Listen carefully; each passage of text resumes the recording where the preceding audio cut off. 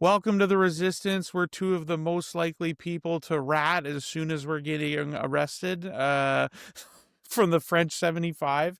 No, I Brandon would rat. I would definitely not rat if we had to like gun to our head, like Brandon said in the Long Walk episode. He would fold like an accordion, kiss the boot. Yeah, That was me exactly. licking the So boot. yeah, exactly. So no, yeah, well, we say just, we were all set to kind of record this episode a week ago. And then I had some family health stuff come up. So we were delayed a week, but we're still here. The closest thing I had to ready accessible plaid was my Au Pied de Cochon Sugar Shack, flannel that I got with my uncle, the last time he was here. So we'll be going again next year. But shout out, love these guys. Best food I've ever eaten in my entire life, but completely unrelated to one battle after another, like you already mentioned. I'm Lazy Leo, the Halloween choice for all film bros this season, 2025, from PTA, Paul Thomas Anderson's latest hit movie, despite the box office. Phenomenal movie, and we're going to talk about it today. No spoilers here off the top, but I am saying that I hope that the IMAX 70 millimeter run especially stays in theaters as long as possible, because I believe every film bro that I know will be wearing this very easy, low effort costume to every Halloween party to be like, I see you're a film guy like me. And that word of mouth, as annoying as it may be, will be what pushes this up in the box office, because it is not doing great. But anyways, Well, thanks for joining me in the couple bunker here. things. Yeah, Yeah. exactly. Couple things. Well, first, I got my Pied de Cochon's, the only readily accessible plaid I had before our winter season bus opened. So, shout out to the Au Pied Sugar Shack. But yeah, no, I would say, I don't even know where I was going with that bit. I lost my other bit. The natural, I was overthinking. What did I say before? And then I fucked it up. So just Okay. edit my other shit into Yeah, it. yeah. Super quick. Yeah, so I know you were saying that your experience was not as amazing as it could be because you saw it only with a handful of friends in an empty, desolate theater. But I had the opposite experience of seeing it in the true 70 millimeter IMAX. And I'll put up a graphic because it was like the last two seats at the far back. And everybody was like, there's no way that's a good view. You're not going to be able to see anything. And I can say for certain, you could see everything. I love seeing all these IMAX stills that people are taking, like from the projection booth where they see the screen. Usually just be Lockjaw's face, and then hundreds of people just in awe of the massive face. Like, I don't know. I think I like this movie in pure 70 millimeter IMAX better than I like Sinners in IMAX, which again, I loved. And I think I liked it more than Oppenheimer in what we call IMAX, which is just really big IMAX, but not true 70 millimeter. So I had the opposite experience. Absolutely loved it. But yeah, spoiler free talk off the rip as always. I could say that we probably both love this movie. You gave it a 4.5 because fives are hard. I get that. And I think I did the same because I enjoyed this movie a lot. I wouldn't say it's my typical thing, but the more I've sat with it for the last 2 weeks, the more I've just really enjoyed it.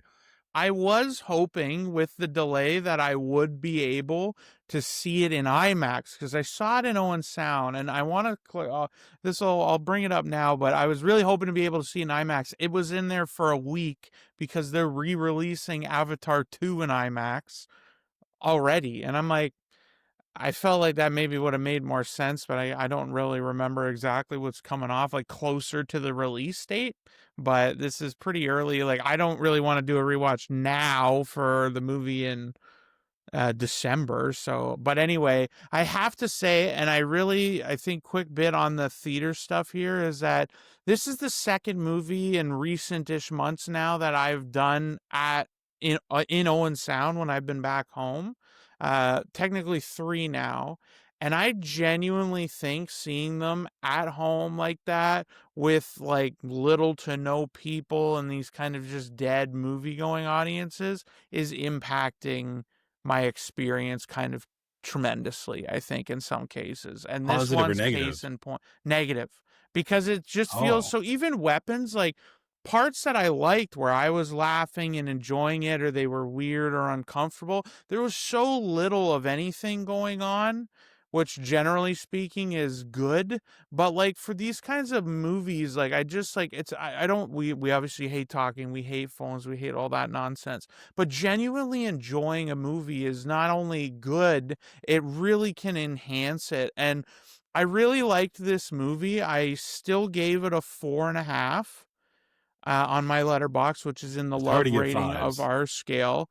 But I wonder if I got to see this, like, in a near sold out IMAX opening night, if I would have had like that next level thing to make this like an undeniable experience.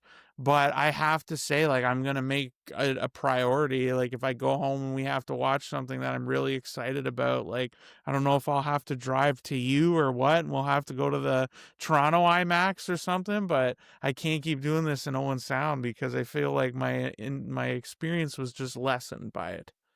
You say that now with rose-colored glasses, and you come to a Toronto Tuesday night screening, and you're just gonna hear like, "Yo, fam, nice your beak, my shorty, and I can hear you in the front row." And you'll be like, "That's my boy. Tell him to shut it," you know. But Yeah. Well, no, yeah, I'd I would probably say, make your experience infinitely better because I'm a narc at that. I'd be freaking out on those people. oh, totally. You'd be like, "Nice your beak, fam." It's I, Shay from Screen Love Affair. No, I really like this. I was worried going in that like fuck, like am I gonna be too hyped up? Is this gonna get like wound up? And I was really trying Overhype hard is to like concerning for sure. yeah, stay offline, like don't see anything, whatever, and just really kind of play it down. And like honestly, I luckily for me, I only ever saw the very first trailer, which gives like really nothing away other than like the phone call where he's like the first one out by the payphone and stuff, What's the and they just give you passcode? like What the time yeah, is the it? Vegas setup that his daughter is missing, and he's trying to find her and all that. And so yeah, I managed to dodge that enough that I like still had a phenomenal time with it. Like one of my favorite movies of the year without question. Um and I would say like the biggest there like in the performance side, everybody was phenomenal.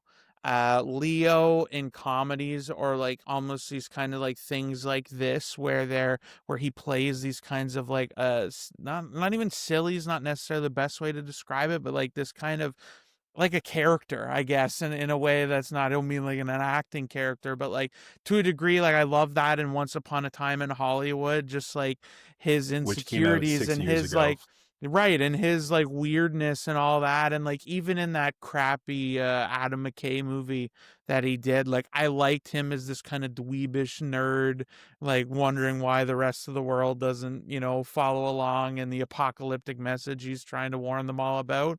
And so, like, for me Oh on yeah, that, yeah. Was it the right? sky is falling? Or Yeah, yeah, yeah. again, And he has the great monologue and everything in another that. Netflix hit original film everybody saw. Yeah, exactly. Exactly. With an absolutely loaded cast that, like you said, everybody saw. But yeah, but I loved him, phenomenal. But Sean friggin' Penn in this man was unbelievable. He's And such a unit in this one. like, I was not ready for that. Like, you go into a movie with Leo, you always expect Leo to be good. And, I knew Benicio was obviously there. And so, like, I love Benicio, was going to enjoy that. But, like I knew Sean Penn was in the movie, but I was not ready for him to be this freaking good. And from that opening sequence, which like I won't talk at yet, but like from the moment you start with him, like I was like, oh, like okay, there's like it's not just I kind of expected based on the trailer and the setup explanation that it would be a bit more like what's the best vague way to say this, but like a little bit more formal and just he's the cliched military guy and blah blah blah, and that's like decidedly not what he is. And the angle they go with to a degree, he's much more complex than that, which we'll dive into. But yeah, no, overall this was a boatload of fun. I think we had a group of 9 people. Like I got a lot of my Owen Sound friends. Shout out. I think we had Graham, Bethany, Connor, Ty, Charles, his girlfriend Sam, and I feel bad for whoever I'm now omitting from my list. Nick was supposed to be there, but he bailed. Oh, and Chad and Sam came, so like I had a heck Wow. of a squad rolling with me for this one, You're like, and these I dead desolate theaters suck, and then you bring a whole row well, of I'm people. That's trying to awesome. bring my group, and we were having a great time, and but like we went to the late show on the Friday. There was my group and then maybe 6 or 7 other people in the whole theater.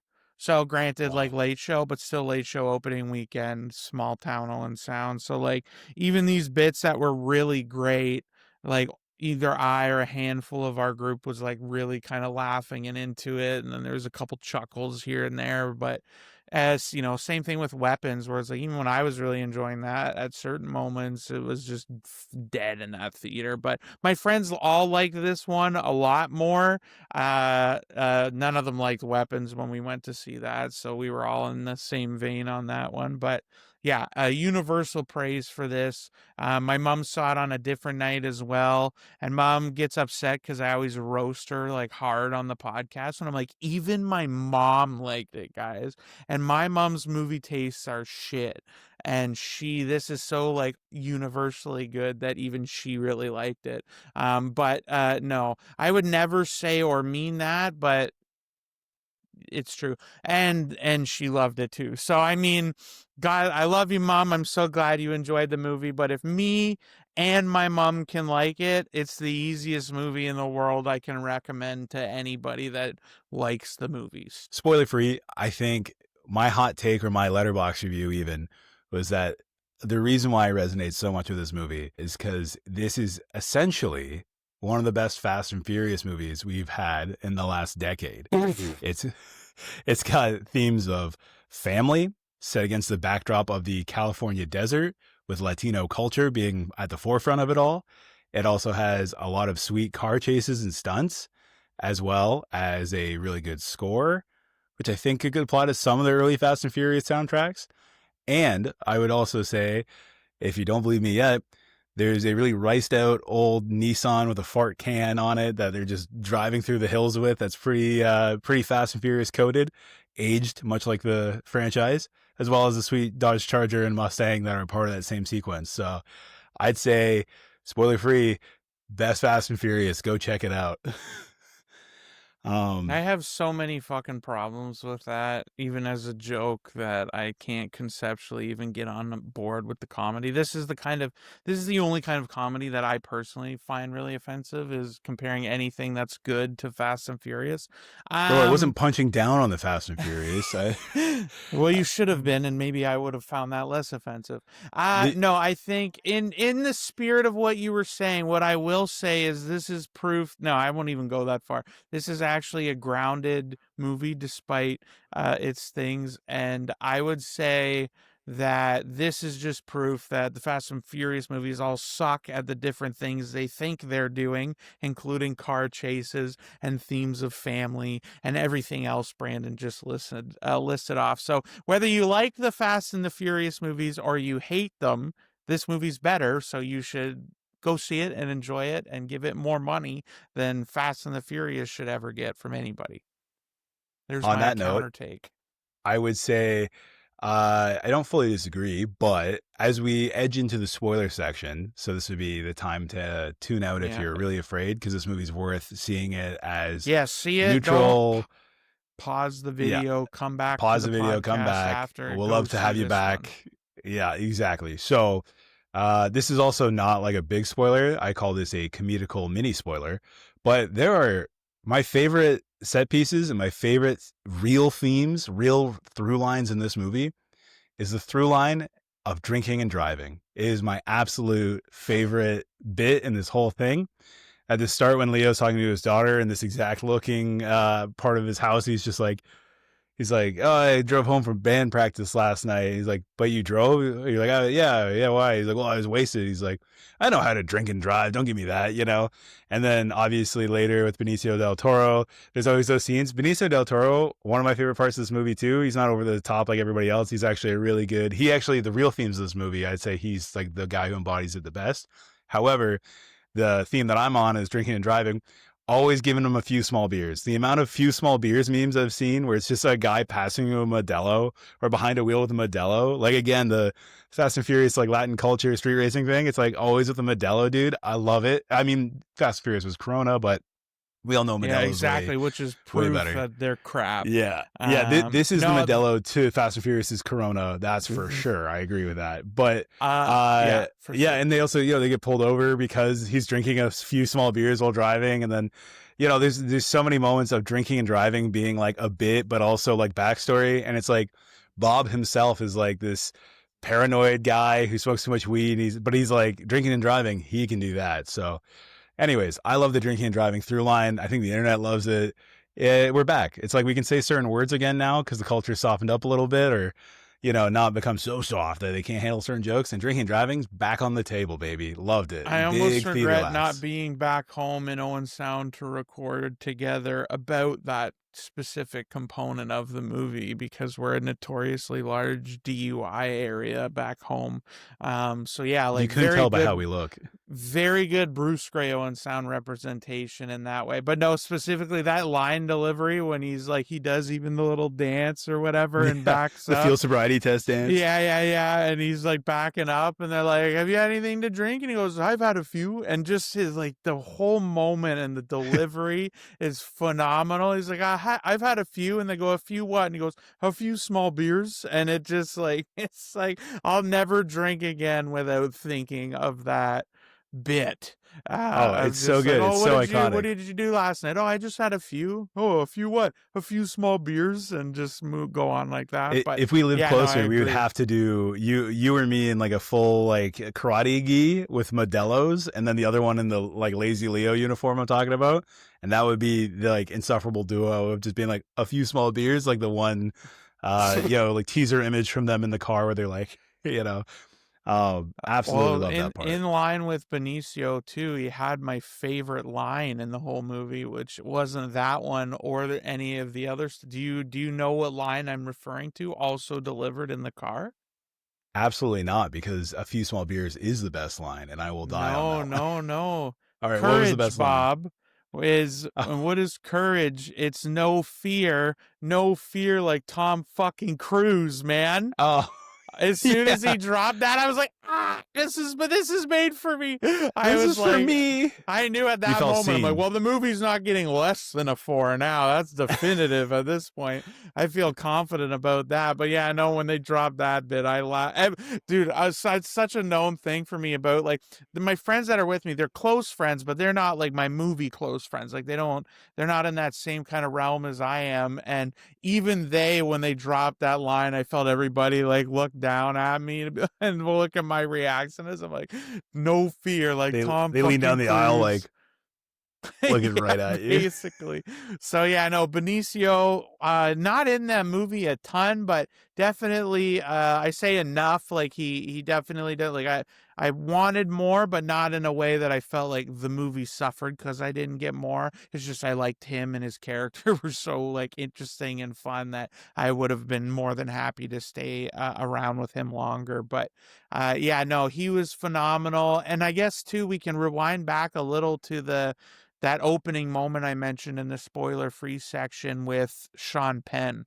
Like this Yeah. movie took like I was expecting it, I guess, to be, which maybe is on me given because I've seen quite a few of PTA's movies, but um like this, like when that scene where he gets confronted when they're breaking into the like immigration holding facility or whatever it's actually called, and he like gets him to jerk off and like she's like giving him commands and stuff and like there's like a weird tension between them, and so I'm like, oh, this is interesting. And then Tension is like putting it lightly. yeah. I'm being vague, but then like how that carries all the way through because like again I say like, oh, I was like, okay, like they like again purely based on the trailer I was like, okay, so clearly they like Sean Penn was at one of these things where they did like a terrorist act and now he's like, these are the people I'm hunting. It is not exactly that clean cut. And like I thought that complexity with it was really interesting. It was just like layers that I feel like most movies don't bother to add or like put into anything because it's just can be simple and people like simple and so simple it is. But like having this kind of attraction element, and like not that I definitely don't want to refer to it as like a relationship because it is a weird situation, and like people are The relationship like is it's just power. It's just the yes, power over each right, other. He wants to control her. She wants to literally fuck yeah, him. and they And like they explore that as much as they needed to, which thankfully was yeah. only some really good bits. But then like that also that wrinkle leads to what I thought was also one of the most interesting bits, which was the the kid's dad, and that Yeah. kind of play, because I immediately was like, oh, this the way they cut this, like that's odd timing, like Yeah. is this within that realm? And so then that the fact that that becomes like, I guess, well, we can back. I don't want to go too far ahead of you, but that becomes like a huge theme because of all these other parts of the movie related to the, what were they called? Like the something of Saint Nick Oh, it or was like the something or Secret other. Christmas Adventure Club or something like Yeah. that. And that was their This like, movie's all version of hail the Saint Illuminati. Nick or whatever. Yeah, Well, yeah, it was dude. definitely, to me, it was definitely like, oh, this is the 2025 whitewashed rich version of the KKK. This is what, like, Yeah, it was like white society. Like, it was very, very like absurdist, but not in like, I wouldn't say they took the piss out of them in the same way that like in like Django Unchained, where they're like comically like having that bit, but like they had like these dudes say this dialogue like that they're part of this Christmas Adventurers Club or something like that, and that then they were like, oh, hail Saint Nick and all this stuff, and it was so weird, but they deliver it very like earnestly and straight. And so like that was just like, even in itself, its own sense of comedy, but how they kind of like wove those components together I thought was really interesting, and like oddly felt like such a relevant modern movie without being too like lazy, heavy-handed about things. Like it didn't like, I hate the concept when people are like, oh, the movie of our time, and it's in, at least in recent years, and you watch it and you're just like, okay, it's just because it dealt with like, like kind of like we look at like they Mickey lampoon 17 cell is not a phones and great social example. media. Yeah, but yeah, it's like, yeah, and I would say like it's a completely different movie, but I mean Eddington, in a way where it captured that COVID feeling, like really was a movie of that time. And I just feel like this movie, for all of these kinds of weird layers and complexities, felt like of the time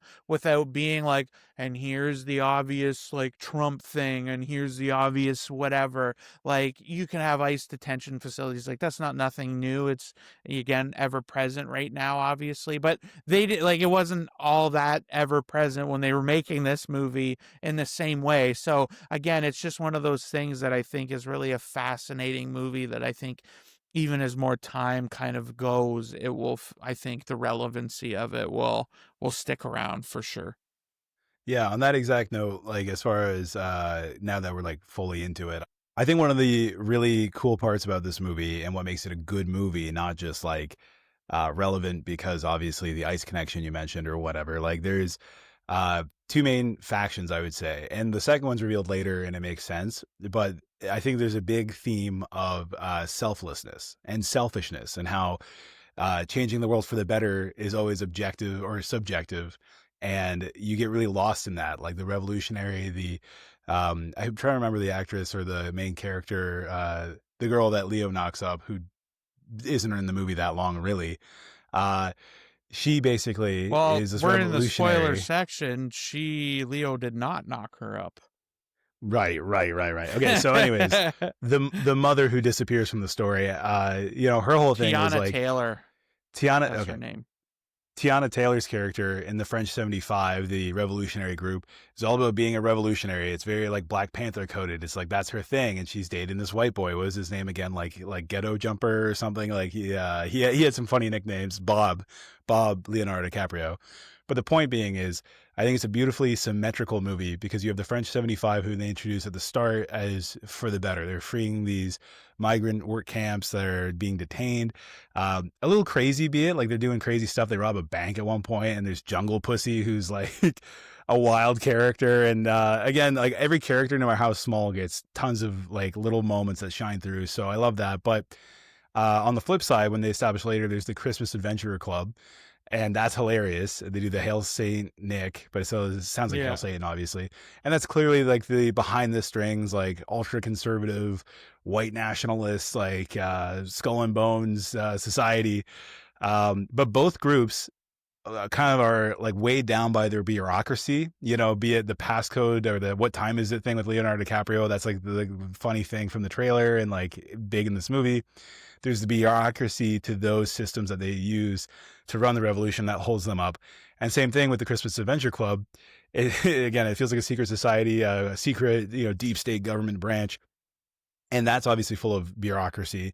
They both have underground tunnels, underground networks of assassins and people to get across the border. And I think it's really beautiful, again, the way it makes these sides symmetrical. The movie operates in its own like world, like it world builds it for the amount it needed, and then it just runs through all those passages that they've set up for it. And I think that was really cool. So, and again, back to that theme of selfishness versus selflessness, you know, Benicio del Toro's character does the most for everybody and asks very little in return. He's not a revolutionary. Hmm. He's just a good dude with a few small beers. And that's great. Where like even Leo, to a degree, he recognizes a lot of these issues because he sees how his, you know, what he thinks is his baby mother just kind of runs off and abandons the family. Clearly not a good person, clearly selfishly interested in the revolution because it made her feel like she was important. And same thing with Lockjaw, the antagonistic force in this movie. He thinks he's making America great again. He thinks he's making a better difference by, again, pushing the secret agenda that's a lot more like racist and controlling. And again, it doesn't do it in this very like, oh, I'm tired of seeing this again. Like with Eddington, you get viewer fatigue where you're like, I'm so tired of like being reminded of the world we live in. Where this movie, it takes place in like a almost like a more hyper concentrated version of that world, but it doesn't stretch anything too far or too thin for you to be like, oh, this is fantasy, or this is just right now on steroids. You know, like I think Hmm. it beautifully wove itself. So I was going to ask you because I joked a lot about themes about drinking and driving being a main thing. What is do you take away as like a central theme other than family? And I think selflessness is a big theme in this one because there's so many like false prophets, people who believe they're being selfless by doing the greater good for America and being obviously like a terrible person, or yeah, the mom again doing the revolutionary thing and abandoning a child and just being a selfless, you know, selfish person. Hmm. So yeah, I think Yeah, that's probably the thing that shone the brightest. there was a lot going on for sure and like different things to pick up on. And I think the character ultimately that I found, like the character that I found specifically the most interesting was Tiana Taylor's character, um, who, yeah, like when she gets pregnant, they have the kid, and like Leo now is like, things are different. I have a kid we have to look after. Like we have to raise this kid. We have to be parents. Like there's, and now risky behavior, like without like non-political affiliation or anything, like they are terrorists like that. They're committing violent political acts, whether you agree morally with the cause or At the not, start of the for movie, I political definitely wondered if they purposes. were the good guys because it was starting to set it up like a heel turn of like I thought I was doing the right thing, fighting the bad guy, oppressive government, but we are blowing up civilian buildings and robbing banks and shooting security guards. So I'm like, oh, okay, these people aren't Yeah, as well, good. it's not clean, right? As Yeah, it's things very usually tend moral. to be. It's not like, again, like people that maybe have better motivations, more justified motivations aren't doesn't mean they also don't do, dangerous, heinous things in those things, which again, whatever your politics are, like, is applicable again to today. But no, I mean her on a more like individualistic level. So where Leo is like, well, we have to, dial back our revolutionary behavior because we can't just abandon, like, die and lose our child. She feels that doesn't feel that affinity and goes out and like, but the whole thing was like, like even that scene where Leo's talking to her mom and whoever the other lady was about Yeah. like, you were like not fit for her. She comes from a line of revolutionaries. And so they set her up as this like, oh my God, like she lives and dies by this, like she bleeds this whole thing. And then when she gets caught, flips and causes It her rats them all out. friends and to be killed. And And effectively almost her husband and child, or her, her family unit she's yeah, abandoned. Like, she would know yeah. that that choice would cause them peril and change their lives as it did. You know what I mean? Like, that's, Yeah. yeah, I And was like, like yeah, as a scumbag of the result year, of dude. that, they have to go into hiding, which is how then Leo becomes Bob Ferguson. I don't even remember what his original name was, but they gave him the new name of Bob Ferguson. And yeah, like they move and go into hiding, and that's what causes Leo to kind of just do his downward spiral of abusing drugs and alcohol for 30 straight years. Just a few small And beers become like and a lot yeah, of weed. becoming like this stoner dad, Big Lebowski-esque archetype. Yeah. But I also do like like I go ahead, go ahead. I was gonna say, I do like that he is that guy, but he is still a capable person. At the end of the day, he's using that like rifle and he's actually able to shoot some people. He's not great, but the thing Well, is, I he's was like gonna A for say effort the whole time, and he does A retain like for his driving effort, yes. ability. He's driving as good as he can in that shitbox Nissan that he took from His a collision center. motivation is undeniable, but his abilities are absolutely questionable because like I Questionable, saw a yeah. tweet and I think it's an oversimplification, but it's like they're like, oh, it's kind of funny how Leo's character the whole time has no actual impact on events that happen in the movie. Like nothing he does like leads to like he's constantly in a chase or he wipes out and has to get rescued He's behind or the eight he ball the whole time. by Yeah, the you're totally time right. yeah and like so like everything he does like it's not for lack of trying on his part but like up Oh until yeah, the like when he very falls off end the roof, and then somebody on right the and Insight he's like network has to be like, "I'm going to uncuff yes you now." And he's like, and he "What?" has no idea yeah like and even like so that scene not we'll jump way back but just very quickly to forward that ending scene where he finds his daughter finally like all the actions happened everything's happened he just got there and then got her and so like again it's an oversimplification and I think part of it's related to obviously the themes for that character and whatnot but yeah like it's really interesting how like he doesn't just save the day absolutely every time or have some very like lame cliche like hero arc of the story. But one of the other things like again I think it was these personal things as it relates to the I say the political themes not in terms of their like modern connections but more of like understanding these revolutionary characters like why was Leo really into that and then like seeing someone who allegedly lives and breathes and bleeds this revolution fold under that pressure to just protect not even her family necessarily but herself and so that like was interesting to me but then what I really liked was when we jumped from there at the kind of prologue to the modern day and Where Leo nothing is has almost changed. this, well, and Leo is almost like this, I wouldn't say like conservative dad, but like he's definitely more like he's not in on the what by modern standards where he would have maybe been labeled right a radical left terrorist back in his French 75 days. He's very much like mixing up the pro. I just want to be polite when he's trying to Yeah. figure out the pronouns and To like be fair, to be he's got fair, like you that you old school know, dad mentality. I think you know the answer to this one, and this is something my girlfriend's dad has even said. And to be fair, we've used this in the Toronto context, where it's like, how do you make the most die-hard Toronto liberal lean conservative? And the answer is give them 20 years. So I think that's it. You could be a very left-leaning Antifa outright guy, give them 20 years, and they'll be like, trying to say the right thing, but come off like a total bigot, being like, I was trying to get the pronouns right, man. Like, I'm an ally, dude, as they're Well, being kind of absolutely, but confrontational. it's just like a fascinating dynamic to see in a movie.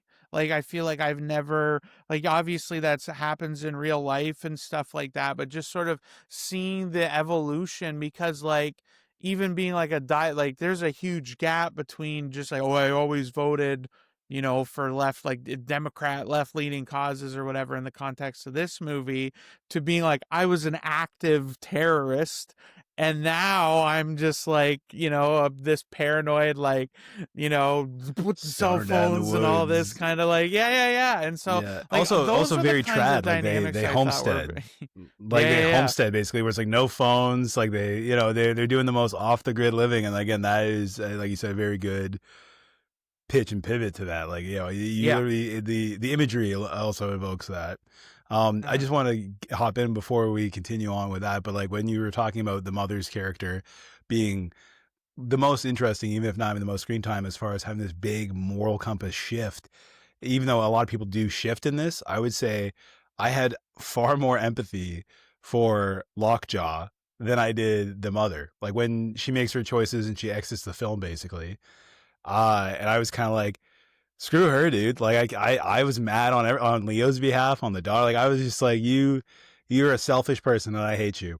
But with Lockjaw, even though he's a terrible guy, when he kind of gets what he wants as far as what he thinks at the end, and that's just their way of like getting rid of this guy, and he's just such a pawn. I had this like little empathy of like, damn, that guy, his whole life was this. He made it and he died essentially super happy with his fucked up face at his corner office, which wasn't even that nice. Like it was a corner view of like a construction lot in New Mexico or something. Like, it was I wouldn't say I empathized where it was like relating, like that's me, bro. But there was a huge part of me that was like, that's wild. This guy cannot be killed. He's an absolute nuclear cockroach in this story.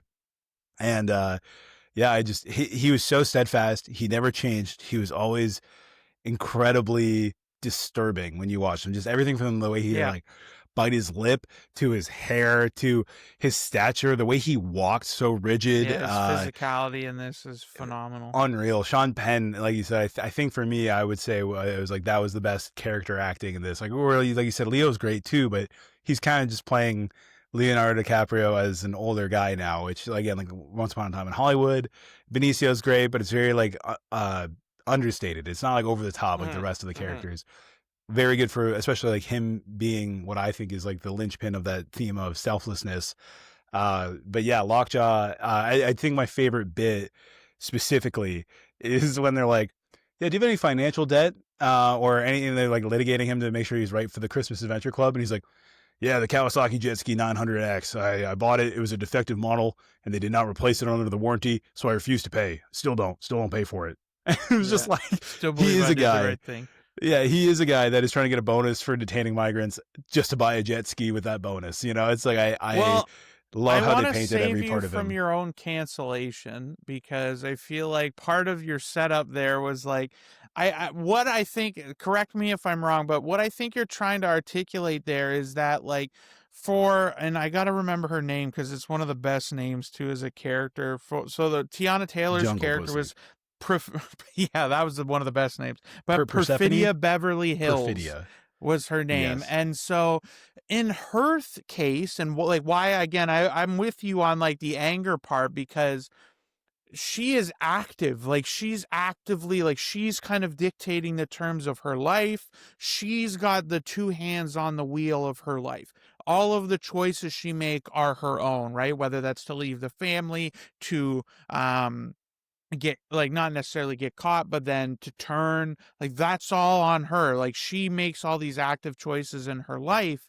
And on the flip side of that, with Lockjaw, he does absolutely reprehensible things, including trying to capture, confirm that it is indeed his daughter, and then have her killed, just so he can be part of this club because he is an absolute passenger in life and in his own life. And so the fact, because like you said, I wouldn't say as a soldier, passenger. no, absolutely. Let me make this case, because Yeah, as yeah. a soldier, that's also kind of the dictation, right? Like when you're like, you don't second guess orders, you follow through on orders no matter what they are. It's a bigger sin to kind of object to things than just follow them. So that's baked into like his character writ large.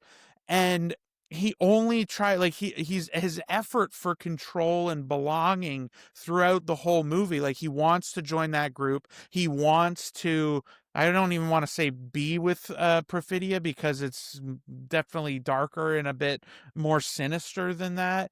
But Yeah. like, he's trying to control that situation, and he's doing all of this awful stuff basically to find his sense of belonging.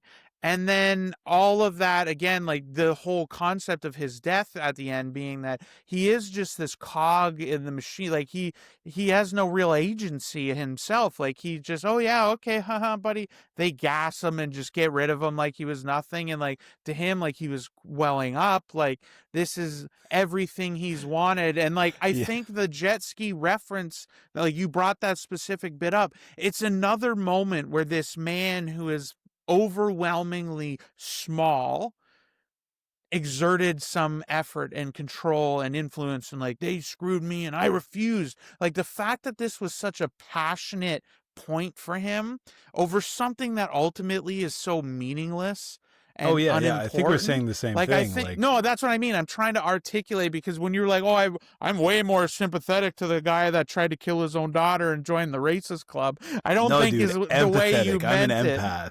Yeah, yeah, yeah. I don't Yeah. think that was kind of the way you were trying to convey it, because like, No, I no. totally I felt understand, because bad for the his guy. I in a felt bad for way the guy. is more tragic, because he he makes terrible choices, and his motivations, like, he's just, no, there's no agency. At least Perfidia's character took control of her life and really tried to, she had all the cards really up until, and even that choice to flip, like, she made that call. But I think, like, where he was just like, again, it's the nature between the soldier and the revolutionary. Like, one of those is following orders, and one of them is fighting for change. One of them is fighting for change, the other is fighting for continuity, for maintenance, to keep the system the way it is. And so, like, I think that dynamic is a really interesting one too, that like I said, to try and save you from a cancellation, that you weren't overly empathetic, as you said, to the character. But I do like, there is like a, again, despite all the terrible things he is, there is a deep tragedy to, like, again, like, that like, not to like blow this political point, like a point up to All more right, modern things, Snowflake, we but like, get it. He was a bad well, no, guy. but All like, right. how many people seek out crowds, and this is not a left-right divide at all, but like, how many people look for groups, and like, now in this day and age, like, whether it's online or anything else, like, instead of being autonomous individuals or participating in a cause they really believe in, it's just like, he's just hunting for a sense of belonging. Like, we get no indication at all that he has, like, other than the fact he's trying to join, really inherently racial problems or prejudices or anything like that. Again, other than the obvious like labels of it, but like, he's not, like, he's just a despicable kind of guy generally. But it's not like I believed ever at any point that he was so enamored and fundamentally on board with this cause that he was trying to be a part of. It was just, he was trying to be a part of something that he thought was bigger. Yeah. So to circle back on that, yeah, I get that. What I was saying was I'm empathetic to the way he dies in the sense of like he did everything he was told he needed to do to get what he wanted, to succeed, to be like accepted, because he's obviously clearly craving acceptance. Mhm. And like you said, he's a passenger. I would say he was puppeted, like like a soldier, etc. You're totally right. He was doing a lot. He was very active to do what he was setting out to do, but it was always at the request or behest of the powers that be it, and I do, that's why, again, to be clear, I was empathetic that the guy had no life and he did everything he was told, and even the people that he aspired to be with kill him. Mhm. And to go back to Miss Beverly Hills, it's like he wanted to be with her so bad. You could tell how hurt he was when he bails her out, and he uses the battering ram with the roses to knock that door down, and she's already ditched and just run off over the hills into the border. It's just like, Mhm. again, I think watching this sad, despicable character fester and just kind of spin his wheels to make something of his life. And again, back to the jet ski, that was so pivotal for me, and I loved it because it's like I think of all these miserable boomers I know who are like, yeah, after my second divorce and had to sell the third house and the stop financing the Corvette, and it's like it's like all these financial choices of people who had it maybe a little easier economically, at least, that it's like, Mhm. of course, that guy thought a jet ski would make him happy. Like, of all the things he's doing, of course, he thought a Kawasaki jet ski was going to be the thing. And when it didn't work, like his relationships in this movie, that was like, I'm not paying him. You know what I mean? And again, Yeah. I agree with you. That to me was just like, it's such a nothing line that spoke so much to me personally. And I think this movie's Mhm. full of those moments where it's just like, here's a throwaway line about a character, but it paints in so much background. It's like Bob Yeah. Ross just being like, and that's our little secret right there, a little tree, but it makes it look and Yeah. feel way more dynamic. And like you said, even just talking about Bob and all the other characters, like we haven't even talked about what's the one guy's code name? The Billy Goat. Like that guy. The other character who's like friends with the mom. Where she's the one that finds the daughter at the school dance.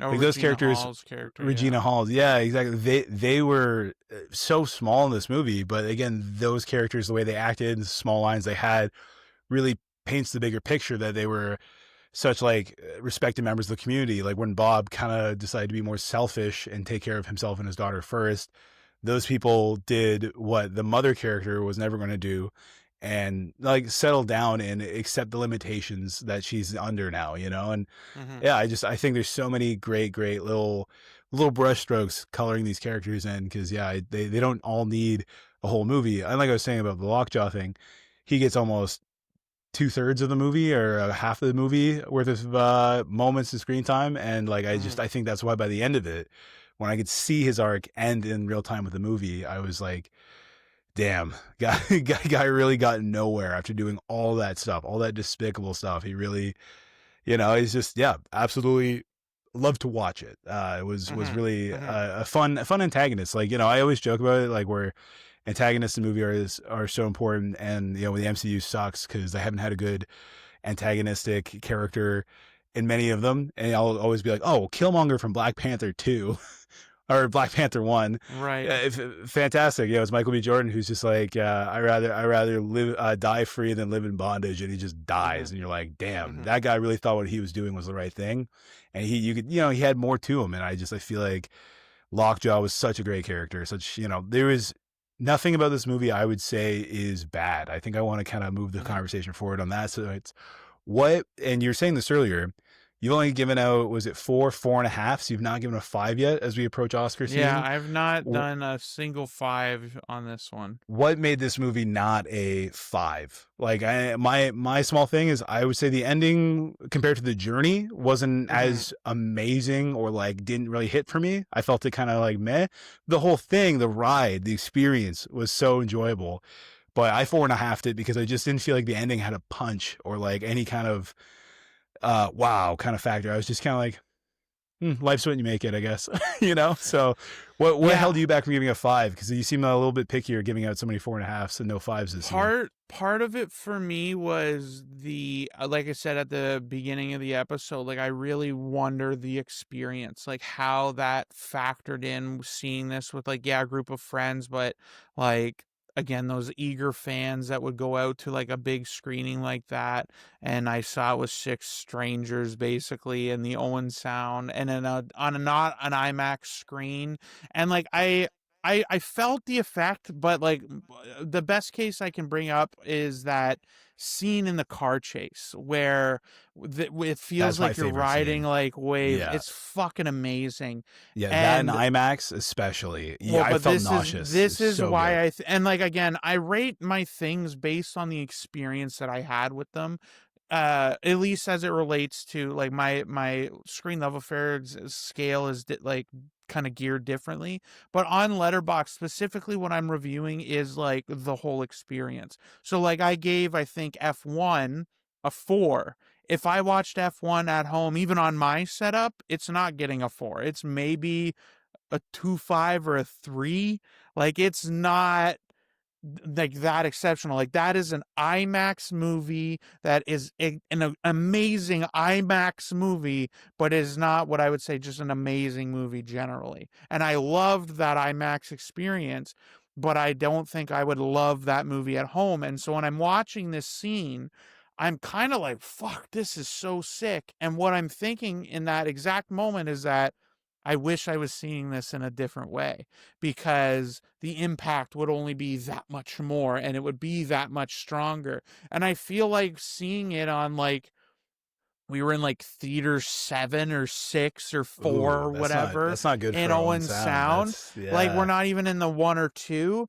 And so like I feel like it even took me longer to sort of register the scene, because like by the time I kind of got like into the wavelength of the hills and the vision and what you could see and like all of that, I felt like the scene had been going for like 2 minutes, a minute or two, before I was like, oh shit, this is actually really cool. And I feel like if I was just more immersed in that, I would have and like picked it way easier. And so like how many moments like that become so much more impactful because of the way you see it. And I mean, I've preached this from the beginning. It's why I'm such a massive theater guy, because I fundamentally believe it's the different, like it makes or breaks things. And I so desperately, I really wanted to see this even in my IMAX here in Montreal, but then it got pulled for Avatar 2 re-release. But I would have Tragic. so desperately wanted to experience the movie that way. And I don't know, obviously, because I haven't, but I do wonder, if I did, would it have nudged it up? And I think that's partly what held it back for me, was just as an experience, like while I'm watching it at the best, certainly, like filmmaking scene. My other favorite scene is Leo on the phone the second time in the apartment. Fucking killed me. But Oh yeah, like the whole theater as was like howling. all right, but like, as you know what I mean, like as kind of a movie guy, and the visual kind of aspect of that, the fact that I was sitting in that moment going, "Oh, this is sick," and I'm not seeing it, like I'm not getting the best experience that I could be. So it's not a fault of the movie, because like you said, I have no gripes with this at all. I thought the pacing for the length was phenomenal. Oh yeah, I At thought this was no two point hours, was I not 2 hours bored. 45. Yeah, like at no point was I bored. At no point was I wandering.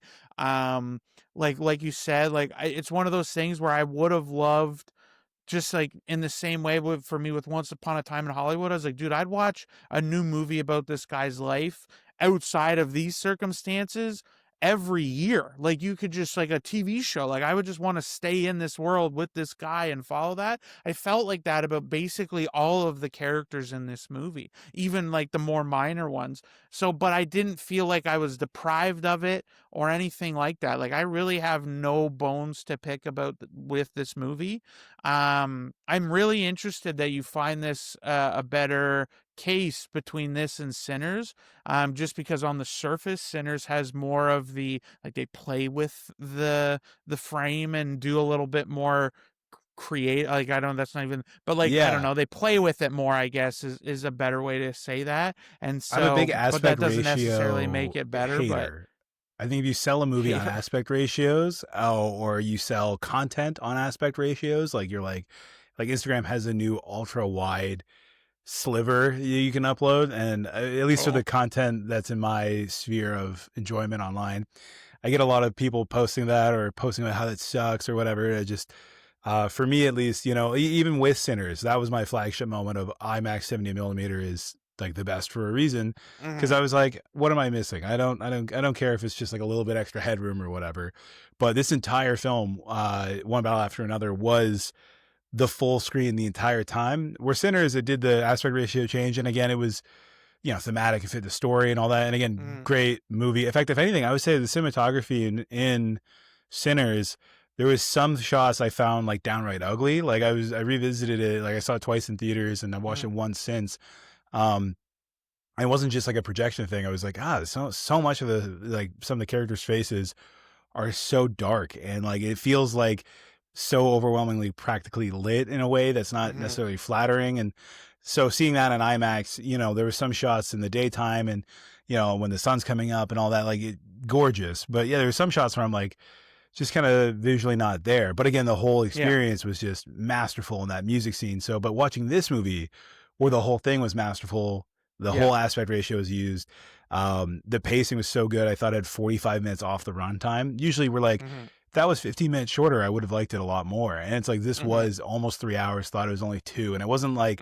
like I was going to make a joke about the Mission Impossible thing where I was like, my bladder. I watched this movie with 3 Firehouse Subs large Diet Cokes in me and not even a little bit. I was probably super dehydrated, but I mean, there was never a moment where especially when I'm in like a movie that's not ideal or amazing, I definitely find myself like, this is a good bathroom scene coming up. It's like it's bottom of the second act. Someone's going to tell them how they feel. It's really obvious. Like I could probably piss, come back, and then they'll be like, all right, now that I had that pep talk with my dying mom, I'm ready to kick your ass. Like I'm like, good. I'm glad I missed that. So this movie is none of that. There's very little fat in it. I say Mhm. none. Like it's almost like, like a bodybuilder or somebody where it's like, you have to have some, you need at least a couple percent. Otherwise you're like going to die, like this movie is Right. perfectly paced. It's probably the best pacing I've ever seen in a theater. Again, the crowd was buckling under like I would say every 2 minutes there was a moment with like half the crowd laughing. Mhm.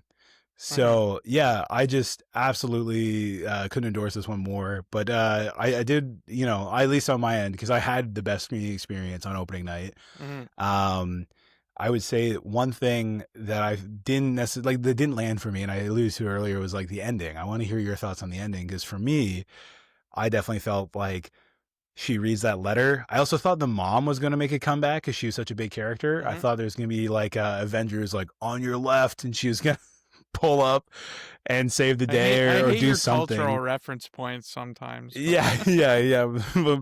This is going to be a Marvel movie trailer breakdown channel until Shay slapped me to death. So, yeah, the whole thing, I guess, is I guess the ending where she reads the letter and then it's like she's like listening to the police scanner for some protest and she hops in her car. She drives. He's like, "Well, you going to Sacramento? That's like a 3 hour drive." And he's like, "All right, drive safe, honey. Enjoy the revolution." I was like, I don't know. To me, it kind of was just like kind of milk toast. Like I didn't feel much for it, and I was kind of like I was almost expecting the ending for her to shoot her dad, being like, "I can't trust fucking anybody. Everybody sucks, dude. I am for the worst now." Like I've also, yeah. Does Leo ever find out he was never the dad? Does she just keep that a secret? I guess they nobody don't ever tells him, like you clarify, said. but I think it's really early in the movie, and honestly I think it was just a look. But there was a moment early in that movie where I think Regina Hall's character, the other revolutionary that ultimately saves Leo's daughter from the school, like that was the first real indication that I got, was that like something's going on, like that they like she Oh, seemed she gave him that suspect look. about, well, like while she was pregnant. I think it was in the scene, I don't remember exactly, but I think it was the scene when she was shooting the gun while she was pregnant, and they have like a moment where they're kind of looking and talking and all of that kind of thing, and I think there was some level of like acknowledgement there. But yes, they don't make it clear that Leo knows that or not. And I think also, like, sure, I guess as much for the clarity, but I don't think for Leo's character it would have mattered. It would have changed anything based No, on the no. characterization we Which get. again So, is good filmmaking to hold that right. reservation to I be don't, like, Dad, you're not my dad. I don't yeah. care. I love you. Which would like that would have sucked too. Don't get me wrong, but I just mean like for me the ending was just kind of like the status quo was like, yeah, we can do whatever we want. She's just like her mom. What a revolutionary. I was kind of hoping they would leave it all behind in a more like Well, but hey, see, no, let's get a okay. condo in New York City. I don't know. Like This is where I I just the ending push. didn't wow me is all I'm saying. Well, but okay, so I get what you're saying, because this is like normally on a movie, like you want, especially one like this, that there's so much, like it's like again paced well. There's so many great moments of high marks, of like high energy, high laughter, high emotion, what have you, throughout the whole thing. I think this movie definitely lacks that emotional oomph at the end that you're kind of, I think, describing. However, and I felt that too while I was watching it, but when you sit with the ending and think about where they went, like how they end up at the end, it wasn't cut and dry. And I felt like it was in a really true and kind of impactful ending in terms of like of their journey, right? Like she kind of is like she has always had this thought of her mother as this rebel that I think they frame it like she died or whatever fighting for the cause or something like that, not that she ran away and ratted everybody out. And so but even then she's still sort of like a soft, like she's not super political, right? She's not overwhelmingly like an activist in that same degree. And I think for her character, the interesting part of that arc is going from sort of like just kind of a normal kid in a sense, a normal kid with a dad like that. But like goes from that finding out through this journey. I mean, going through that whole experience, but then finding out that your mother isn't dead, is a rat, and is not this sort of figure you've built up in your mind. And your dad's also And not your dad. You're a birth have baby. that be a revelation and see who your dad is and what he's like. And not in great bits at all for them either. And so ultimately what works for me about that ending is that she now she's not following in her mom's footsteps. She's, as I took it, to be more aspirational than that. Like she would like respected her mom for what she did, maybe doesn't understand, but gets that letter of hope from her mother that she reads. And I think the way that she now is a little more active in her life and doing the things, fighting for things that she believes in. And then on the flip side of that, you got Leo's character, who I think decidedly would not have been encouraging that kind of behavior at the beginning. Like, he's so fucking paranoid. He's like, oh, so you're getting in that red car? Your friend's driving a little hot with that red car. Like, just is Yeah. so paranoid about being Yeah. aware and like putting herself out there. And like, again, he was right to, but like give her that little, Yeah. clicker music thing or whatever. And for him to let her go out and encourage that, like, I think it's a perfect wrap for those characters. It lacks some big moment, like it lacks some amazingly profound like scene where there's lots of acting. And like, again, I totally agree with you that in that moment I kind of felt flat, but the more I kind of digested it and processed it, I thought it was a perfect place for them to end up on that movie. And for Lockjaw finally to get got after like fucking eating whatever. I'm pretty sure it was a shotgun, but right to the side of the face, flip Yeah. the car and still be okay. Granted, horribly disfigured, but Yeah. like, so like there's like, I felt satisfied with that. And then also like, I was really happy for that evolution of their characters, because it really wasn't just some like, again, like lazy, you did the bare minimum. Like there's nuance to the fact that she took up that mantle and decided to be her own person and fight for the things she believed in, because they're like, again, the course of her evolution of her understanding of her mom and stuff. Like I think I really enjoyed that, and like how much agency she got at the end, given that she was like being moved and she's like knew none of these people, didn't understand what was going on, and even by the end probably wouldn't, right? You're like, why did like, okay, clearly this guy's my dad, but why does he need to kill me? Like she doesn't know about the club, and like all of that kind of stuff. So like, that's such a wild experience from her point of view that you don't understand whatsoever. So See, I partially, again, not because it was dragging or anything. I like, again, I'm particular. 'Tis my opinion on my podcast with you, but I almost felt like they could have ended it with what I felt was such a moving scene, which was like the penultimate part is the end of the car chase. Which again, they ended it smart. Like it was such a tense, almost slow burn of a car chase, and they end it where she stops at the top of the hill, kind of thing, and anyways, I almost kind of was anticipating that to be the end where it's just like, what's the code word? And he's like, I'm your dad, like if they ended it on the note where she either like ended soup, like Soprano style, like we don't know what if yeah. she shot him or not, or end it where it's like that's the point of the movie is like put away all the labels and bureaucracy and all that, and just like doesn't matter that you're not my daughter. It doesn't matter what you've been through. Like I'm here for you. I've chased you this whole Hmm. movie. Like I thought that was so strong and sweet. And so in the ending, when they bring the mom character back in to be like, you know I'm not a great mom. It's just kind of like, this chick again. Are you kidding me? She sucks. She abandoned her kids. She abandoned Leo. Like, again, I think they did such a great job writing all these characters. And for me personally, I was like, don't give that woman a second more screen time. She didn't show up to save the day, and she's just like a selfish individual, especially after you start seeing Benicio del Toro, where he Hmm. really embodies like a lot of the sentiment of community and like not taking on like a label or being like a guy in charge, but people who gravitate towards him for being such a strong, steadfast member of the community who goes out of his way, who makes time for people. Like, there's a riot happening out in front of his dojo, and he's like, "Oh yeah, yeah, wait 1 minute. Oh hey Bob, yeah, yeah, okay." And then he gets the guy a gun, a few small beers, and like smuggles him across town with his underground tunnel of like Rescues teenage him from skateboarders. jail. Rescues him from jail. Yeah, like so I think I like that character too because like he's probably the closest thing there is to a pure good guy. But then again, yeah, he's drinking and driving and getting a DUI probably. Like he's doing all these crazy things. Oh, But the definitely. movie's Did not he about that. caught to a few small beers right at the Yeah, right on the a pullover? few. So Yeah, but I would say too, I guess like other like moments and characters, like I'm trying to remember, again, all the names too are great because like I was talking about how symmetrical this movie is. mhm.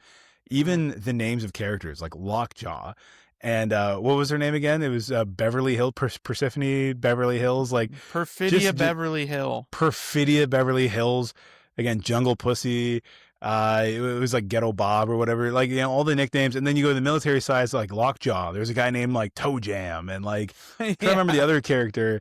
And he was the guy that interviewing all the high school kids and stuff like that. And I found I was going to actually do a huge bit for this, where because he has that one liner that I thought was like it's such a small line compared to every other line, but he was like he's like, not so funny now that you're sitting on a chair in a plastic storage container, huh? Like, so I was gonna set up like drop cloths of plastic behind me and pretend I was in like an ICE detention center. I'm like, again, too much. I gotta dial it in for some of these episodes. I'll be so stressed on the set deck. I forgot to actually think of what to say, but yeah, tons of really, really, truly great characters and just lines. Like, there's Mhm. even like the daughter's friends who get like very minimal screen time when they do give them that moment. Like some of her friends when they're being interviewed, like you get the sense that these people like are her true friends that know that she has this paranoid dad and that she's probably right about or like probably been vindicated that like there's some shit going on. And like it's yeah, just a movie full of great characters, great set pieces, phenomenal score. The score I think makes the Mhm. pacing supremely tolerable. Like I said, I'm usually the shave 15 minutes off, then we'll talk guy. And this score, I think, Yeah. really kinetically carries you. And again, that car chase scene in the IMAX, I like it was nauseating because half the screen would be the foreground of the pavement, the other half Yeah. would be the road. And like I was like, I'm so in like I was so tense and I was like, I haven't felt tense in a car chase, especially one that is that slow. It's like driving across the desert, hoping to see somebody on the horizon. Like it was yeah, it was masterful filmmaking, and I just yeah, it makes me think like I'm bothered. I'm bothered that this movie was so good. I went in kind of thinking this might be mid. I even joked saying like the marketing for this was a Fortnite skin. Like no thanks, And now I'm like, oh damn, the marketing should have been a Fortnite skin and Apex Legends gun collab with a Modelo print. Like they should have done way more to promote this, even though like I think they kind of realized it probably wasn't going to make its money back. I definitely feel like it's so worthy of being in front of people and even non-movie people. I'd say like put this on if you want to watch like a good movie. And Mhm. even like again, be it my mom or your mom or whoever's mom that's like my mom at least is like 5 seconds into the movie, 5 seconds in, they'll just be like, who's that guy? I'm like, Mom, I don't know. We're about to meet that guy. Like, Yeah. We'll find out. Yeah, it's like you do you have the thing from Bangladesh? It'd be like, why are they in Bangladesh? You know what I mean? Like I would throw this movie on for my mom and be like, just watch the movie. And I feel like the whole time she'd be like, that Lockjaw guy sure is a piece of shit, huh? Like I'm like, Yeah, yeah, yep, yeah. yeah, that's it. No, my mom's guilty thing is every time we watch like a really good movie that we like, I always tease my mom that she's not one to like ask questions like that or anything, but I remember like we always the voice we do is we always finish it up and go, "That was stupid." And that was a mom always said, I don't get that was stupid. So then that was always the bit that we did with my mom. But yeah, no, like I think Shout out to Peggy. genuinely Thanks for being a it's huge supporter of the podcast. but She's gonna comment genuinely that. oh, dude, she's definitely yeah. She like I said, I get an earful every time I see her. Rightfully About so, like young man. yeah, I know it's fair. I was like, yeah, no, it's a good running gag. I'm happy to gaslight my mom about her hot takes on film.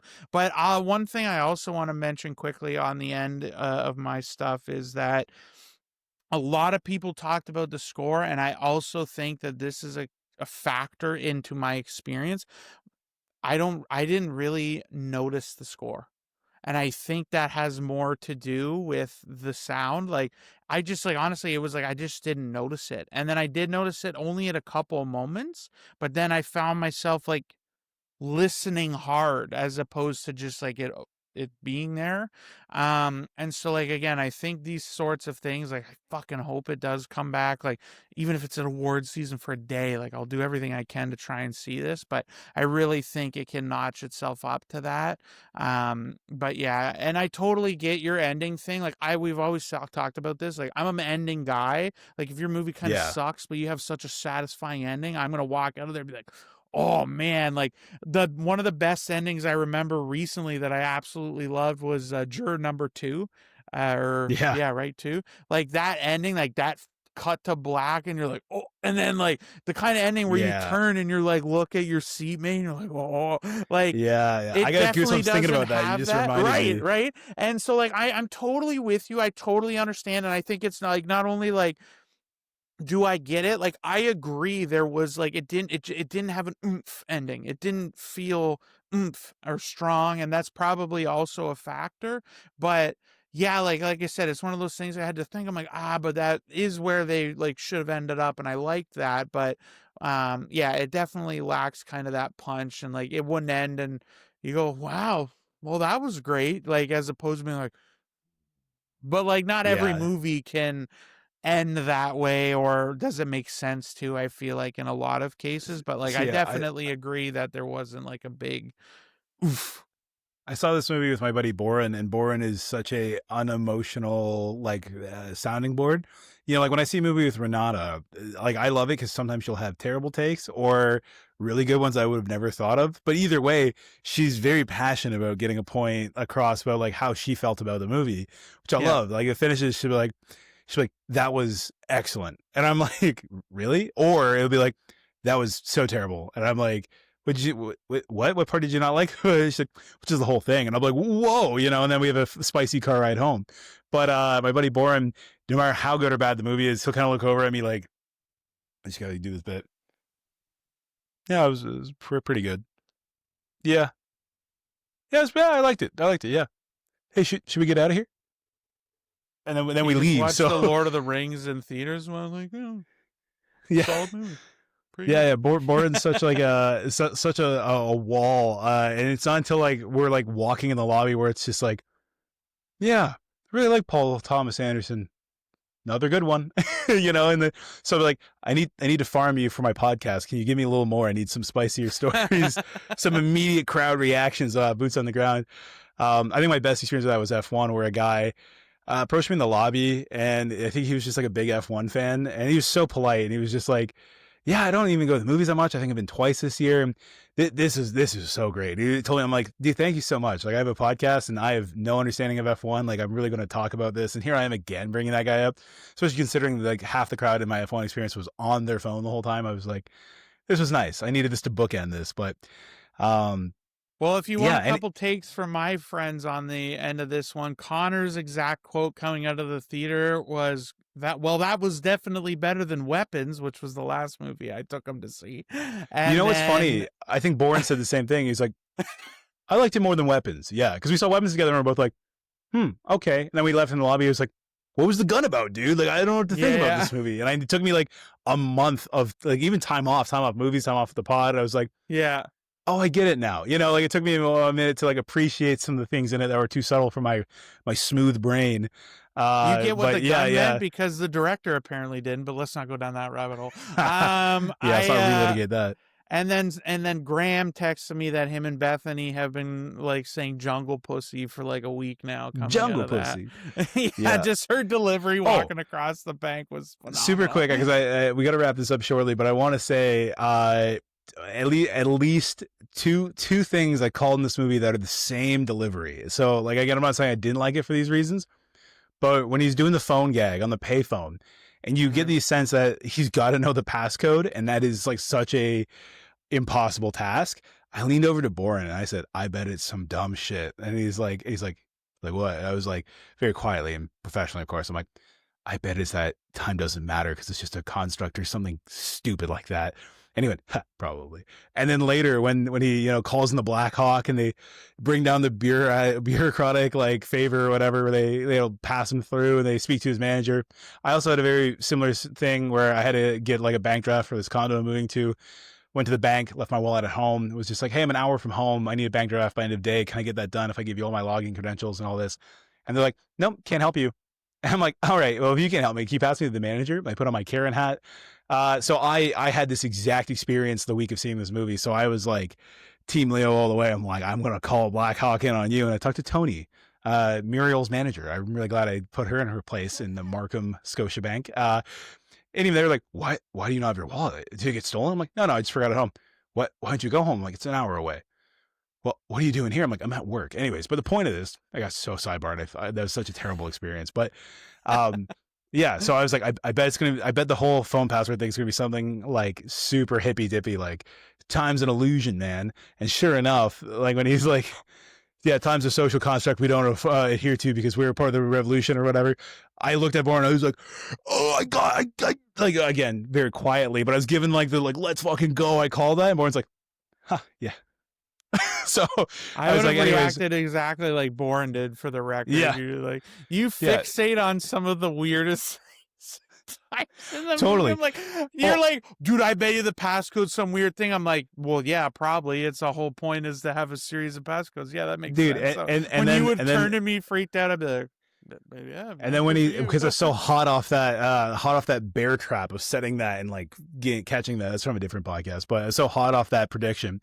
When he's asking him like the clearance codes, like before they got to it, I'm like, I bet it's gonna be something sexual. And then as soon as just like, what's your favorite type of woman or whatever, and he's like Mexican bareback or like Latino hairless or something. When he's talking about like what's your favorite Yeah. kind, I was like 2 for 2, retire my jersey, man. I'm screenwriter Niche Brandon Primer screen here. predictions, Brandon Primer. Yeah, dude. The more I niche live the for movie that. related bet, dude, the That to better be fair, odds you've got. in this movie, it's good. Like it's, but in lesser movies, that's the only thing that gets me through when I'm like a mile away. I can tell that person's coming back in the third act. That guy didn't really die. That guy's the father. And this movie has all those like beats, and you know what I Yeah. mean. Like the only things I could predict were like the super contrived, like where the revolution we don't believe in that type mentality is going to be what ultimately is the passcode, and that was so. Um, Things I liked, but normally in a movie, like again, if it's really bad, I'm like mile away. I bet that guy comes back, or like I can guess Yeah, the plot yeah. twist 5 minutes in, and those are the moments that keep me invested in a terrible movie to the end, where I'm like, look who's laughing now. Same thing. I finally saw. I know you did last summer the reboot, remake, requel, Mm, legacy sequel, whatever you want to call it. And I guessed that crap. movie 10 minutes in, and it was not that good. And by the time they got to it, I was like mad because I was like, I rented that for $20 on Amazon Prime. I was like, I wanted to see it in theaters. I bought the That's special a edition you cup with you in problem, my guy. Montreal. Yeah, I got to talk to Kevin about it because I feel like he's the only one that gets my affinity for I think he mediocre was horror. actually more positive on that one too. But he I think he sucks. was mid. His movie tastes are absolutely questionable at best too. Um, yeah. Do you have anything else you want to say about one battle after another? Big Oba fans in the house. Oba Halloween. Yeah, no, the last bit, like, definitely go out and see this. You were all pessimistic about the box office, and I suppose it's all relative. I was gonna say relatively Do relative, you but have the figures? it's well, it's at this point, I think globally is at over 100 million. It had probably, at least according to Variety, who's I don't love Variety either, but all in on production and advertising, I think they put it at around 200 million. Yeah, total. it's usually double the So, budget. Budget was but 130. right, and they gave like PTA. This is a huge budget for him, like and so the fact that it's at that, like, I think is good. It could have been worse, and this has cleared all of his like for certain. When this is done, it will be, if it isn't already, frankly, at the time of recording, his best grossing theatrical movie. So, I had um, seen a thing that was saying exactly that, where it was like this has to clear 300 million to make it all like earn a profit, and to do that, that is making all the more than the entire box office career of PTA yeah. in one movie. It's like he's made less than 300 million on all of his hit films just because they had just Mhm. become, cultural zeitgeist, great films, but they never box office hit. Like And there's they've the review all a cinema in lot of them have Toronto. had weird like release schedules and stuff. Like it was really like, even comparing this, like the best box office weekend for Magnolia was its fourth technical weekend in release because they like sprinkled it out so much. Like, so he's had a lot of weird release plans and stuff for some of his movies, but yeah, like, so again, like, it's all relative. I think filmmakers like him that demonstrate they deserve, like, you can't make every movie to make money. That, like, it at the end of the day, like, sure, it's still a business, but it's still an art form. And I think, like, that's why I'm like, every time they Apple wants to give Scorsese 200 million to make a movie, fuck yeah, man. Like, I don't care that that doesn't make money. And like, again, like, Apple can afford it and shit. When Netflix does it, fuck them, because they never give any theatrical runs to anything.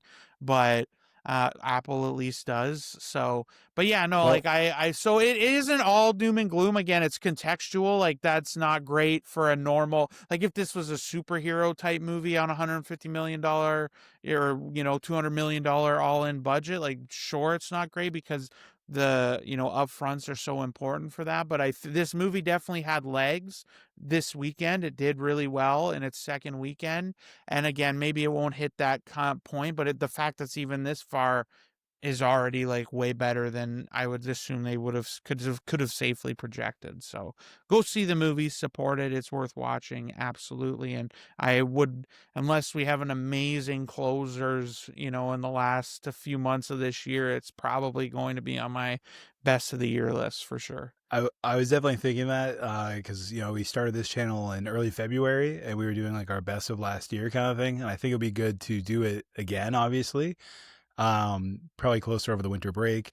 But I would definitely say this cracks maybe my top five. It might even be close to one at this point because I don't think I've ever seen a It's movie. in my top four.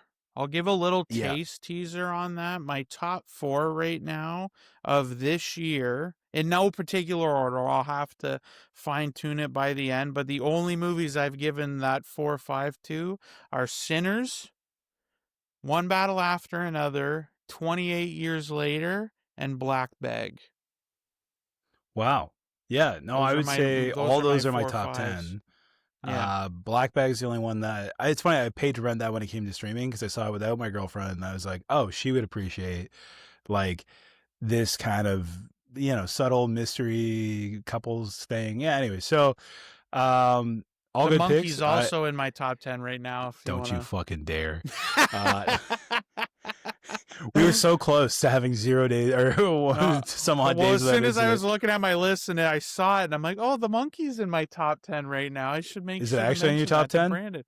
Well, it's like I have quite a few movies I've rated four, but it's got a four on my I letterbox. was gonna say if you said yes very quickly, I was just gonna like lens cap and like, but no. That's how we close. Oh, Well, thanks for watching, yeah, guys. yeah. Thanks for watching. Brad's having a tantrum off screen. But no, the two things I'll say before I close this out here. But the Review Cinema here in Toronto, it's like a older theater. It's where people usually go for like midnight screenings or seeing retro movies. Like There Will Be Blood was screened there. My buddy said he Hmm. went because obviously he loves the movie, but he said it was basically just like a meme compilation because there was so many like bros that went that would just be like, like the Leo scene from Once Upon a Time in Hollywood, where it's like, oh, he said it, so he's like, I drink your milkshake, and he's like, the meme, bro, I love this That's movie. what So he he, said, dude. yeah, so he didn't love that, but specifically I'm bringing this up because the review just announced they're getting a 70 millimeter projector. So as far as I know, that's one of the few places we can see a movie in 70 mil, and it's probably the only one that I know of now at this moment that isn't like a Cineplex owned place. So Mm-hmm. there's a strong Interesting. chance that they will probably be able to play this movie, especially over the holidays, with the 70 mil, with the diehard Toronto film fan base that is here. The review and the Queensway Cineplex were both, their leases were in trouble, and they both have renewed their leases because, yeah, I guess again the condo market or whatever is cooling off, so they're not looking to develop Goddamn every nice Toronto. thing in the city. Yeah, so on that note, I guess I'd say you should, if they have it, I'll get the ticket. You find a way to get 6 hours over to Toronto and come check out my new condo, and we'll go do a review cinema 70 mil experience. I don't know how it'll stack up. The one in Vaughan's really nice. It's very retro, like it Well, used to be I'm Silver gonna so City.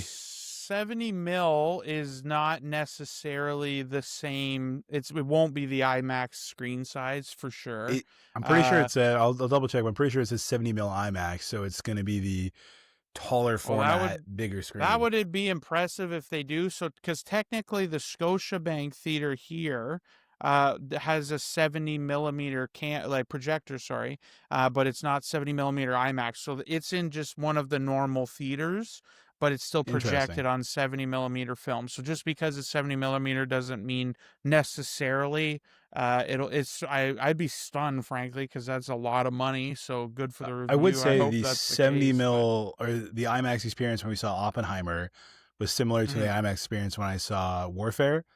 mhm. Massive screen, like biggest theater, Yeah, yeah. like 300 people felt like, probably more, or probably less. I'm exaggerating. I'm not bad with numbers, but the point being, when I saw this movie at the furthest back row and still had a great view, I remember Oh yeah. thinking there's not as much seating here as the IMAX that we experienced for Oppenheimer in Montreal.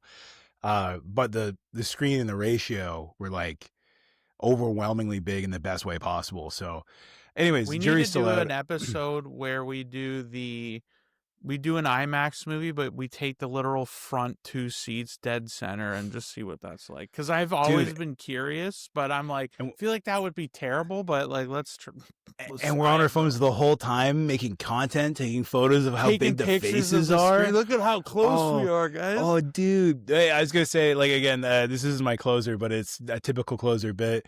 The scene where Leonardo DiCaprio goes to the payphone, I saw probably a dozen phones in my IMAX come out to get like that, like this is the poster, this is the marketing material of him on the phone. Like I got to the theater early to take a photo with the Leonardo DiCaprio on the Mm-hmm. phone pop up or whatever, and like I saw so many people be like, this is the image.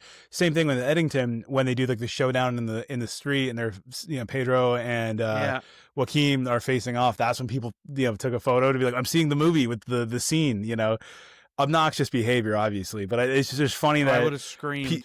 people totally like will be like, this is the material people will recognize to know that I'm here right now. But to finish out this wonderful episode, I would say if you do have the opportunity and you're fortunate to see any movie in 70 millimeter IMAX in a proper experience, please note that 70 millimeter screenings, at least here in Vaughan, start at the start time. They don't start 20 minutes later like a lot of normal movies. So when you're 20 minutes late to a normal movie, you show up right when it's starting. And conversely, when you show up 40 minutes late to a normal movie and you've only missed maybe 10, 15 minutes of screen, which is still atrocious, I would say the entire middle row, like I would say about 10 to 12 seats in the middle row of my IMAX, were all people showing up 20 to 40 minutes late at one battle after another. So everyone sat, massive theater, and people were like, so sorry, sorry, sorry, walking across. Screen was so big, didn't even bother me. But I'm just saying, show up on time for your movies, especially 70 millimeter IMAX, because that is an embarrassing walk of shame. 40 minutes into the movie, like they skipped over the The whole entire prologue would like have been done by then, yeah. the whole prologue. He was already Bob living in the woods when they had shown up. I'm like, brother, you missed so much of the world building. So, I wouldn't even go, anywho, dude, if I was that bad. that's what I'm saying. Yeah. Yeah. So, He, yeah, if you're seeing 70 mil, show up on time. Movies in general show up, yeah, at least 5 minutes early. But yeah, do not go late to a 70 mil screening because you will miss a lot of the movie. Yeah. Thanks for listening.